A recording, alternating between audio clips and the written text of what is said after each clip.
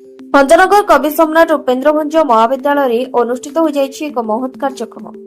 ସ୍ୱେଚ୍ଛାସେବୀ ଅନୁଷ୍ଠାନ ସ୍ୱାତିର 28ତମ ପ୍ରତିଷ୍ଠା ଦିବସ ଅବସରରେ ଏଠାରେ ଏକ ବୃହତ ରକ୍ତଦାନ ଶିବିର ଆୟୋଜନ ହୋଇଛି। ଗ୍ରୀଷ୍ମ ଋତୁରେ ରକ୍ତର ଅଭାବକୁ ଦୂର କରିବା ପାଇଁ ଏହି ମିଳିତ ପ୍ରୟାସ କରାଯାଇଛି। ରକ୍ତଦାନ ହିଁ ମହାଦାନ।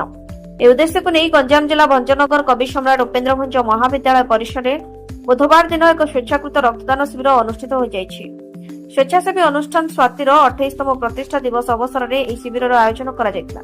ସ୍ୱାତି ଅନୁଷ୍ଠାନ ସହ ମହାବିଦ୍ୟାଳୟର ଜାତୀୟ ସେବା ଯୋଜନା, ଯୁବ ରେଡକ୍ରସ ଏବଂ ଏନସିସି ପକ୍ଷରୁ ମିଳିତ ଭାବେ ଏହି ରକ୍ତଦାନ ଶିବିର ପରିଚାଳନା କରାଯାଇଥିଲା।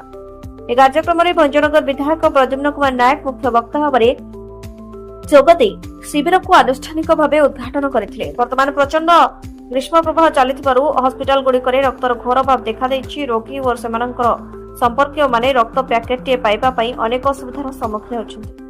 ଏଭଳି ସଙ୍କଟ ସମୟରେ ଏହି ଦୁଇ ଅନୁଷ୍ଠାନ ମହତ୍ ପ୍ରୟାସକୁ ବିଧାୟକ ଶ୍ରୀ ନାୟକ ଭୂୟସୀ ପ୍ରଶଂସା କରିବା ସହ ସମସ୍ତଙ୍କୁ ଧନ୍ୟବାଦ ଜଣାଇଛନ୍ତି। ଗଞ୍ଜାମରୁ ରଞ୍ଜିତ ଜେନାଙ୍କ ରିପୋର୍ଟ, ଶ୍ରୀ ନ୍ୟୁଜ୍।